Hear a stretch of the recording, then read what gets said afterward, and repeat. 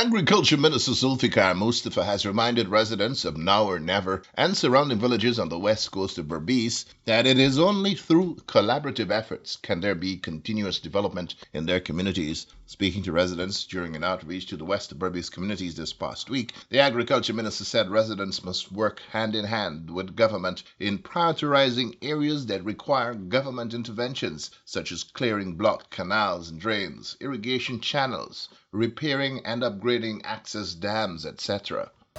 We as a government are not saying that this is a private business. You understand? We are working with the farmers. In 2021, we suffered one of the most devastating floods in the history of this country.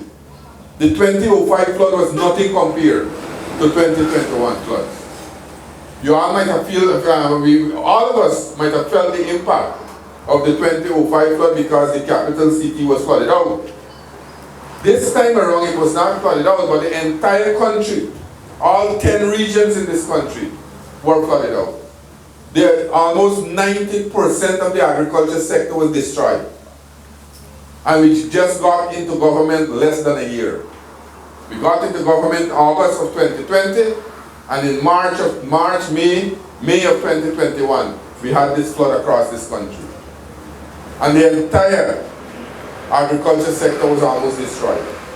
What we did, we didn't raise our hand in the air and say we can't help, that is the act of nature, the act of God. We went and we tried as much as possible, and we find funds. We made $7.8 billion available to the various sectors of this country, all the sectors in the agriculture sector. Rice farmers, cash crop farmers, livestock farmers. Every single sector, some form of help was given. And monetary help too, not only help in kind, we give cash so that the farmers can go back to the land. Why we did that? We did that because we recognize if we don't help the farmers, the country will suffer.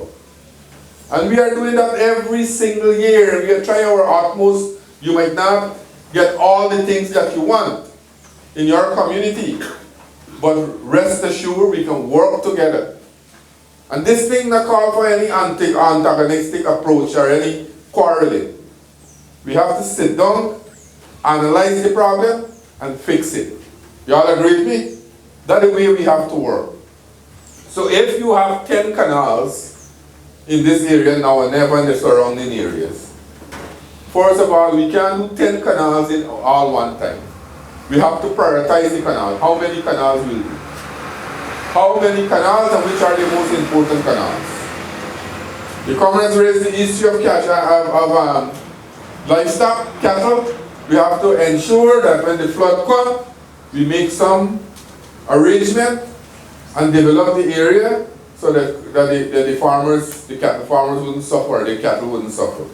Make these berms around, and I asked Dr. Waldron and he will work with you all. Responding to concerns raised by farmers about chemicals being sprayed into canals by those contracted to clear them, Minister Mustafa said the contracts under which those works are undertaken by stakeholders in the various communities clearly stipulate that spraying weedicide into the canals is strictly prohibited, and said he has engaged the attention of the MMA to look into the matter. Minister Mustafa assured that those found in breach of their contracts in this regard will be blacklisted.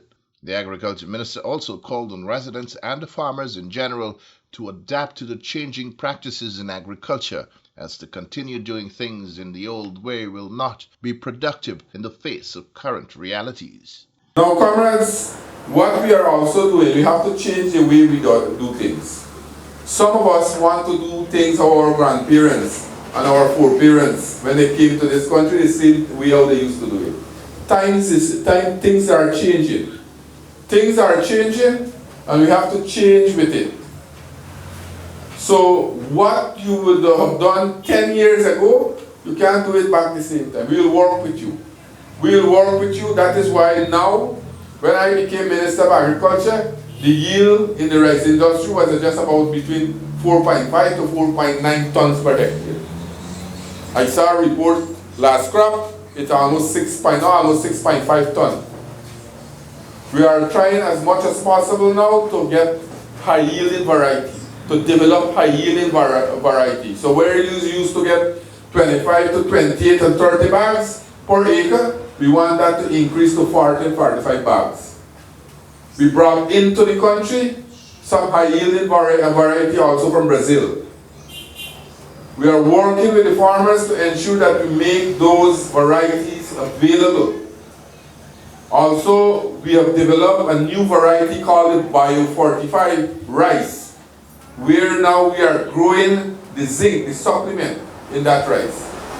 That is a high-yielding variety, and those varieties are attracting preferential prices in various markets in the Caribbean. So all these opportunities are there. We just have to ensure that we take these opportunities that I am talking about. Now, over the last few years, especially the last 4 years, we have seen tremendous help to the agriculture sector. We have seen the entire agriculture sector, we have seen changes taking place. And we don't want to have changes where only you crop, you increase production. We want you as farmers also, and we are working very, very closely with a number of groups across the country, and we can work with group here, they come and talk about partnership, where we are now building systems where you can have facilities where you can add value to your produce. We have to stop the mentality of producing primary products. When you add value to your produce, you get more money. It's going to become more value added. And what is happening now in the Caribbean, where the entire CARICOM, they are looking forward to Guyana for that leadership. They are looking forward to Guyana for that food production. Guyana now is becoming a hub of food production. We are building a food hub on the Linden-Suzdijk Highway at Yarrow Cabra. That food hub will not only supply Guyana but across the Caribbean, where a ferry service will start from Guyana, Trinidad and Barbados at the first phase, eventually all the 15 CARICOM countries. So what we are doing, because whatever we do in Guyana, it will impact on CARICOM's ability to reduce the food import bill by 25% next year. Because you all would have known by now that all the CARICOM heads would have reached 2 years ago in Belize and decided that by 2025 we have to reduce the food import bill of CARICOM by 25%. And the food import bill of CARICOM for 1 year is between 6 to 8 billion US dollars. And if CARICOM has to be successful, then Guyana has to be successful. That is why now our president, he is leading the charge. When I became Minister of Agriculture, Guyana had lost its place in CARICOM. Our place was taken up by St. Vincent and the Grenadines. Today the entire CARICOM now are looking to Guyana for that leadership, where we are changing the landscape in agriculture, where we are making agriculture more modern. We are bringing innovation into agriculture. We are doing climate smart agriculture.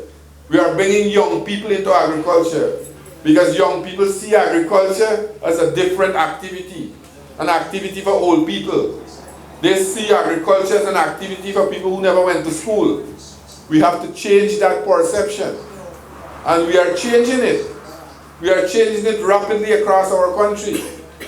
In addition to Now or Never and surrounding communities, the Agriculture Minister also visited number 10 village West Coast BERBICE and shared the same message: support for farmers and the pledge of agency support throughout the production process, ensuring that the business of agriculture in all of its forms is advanced.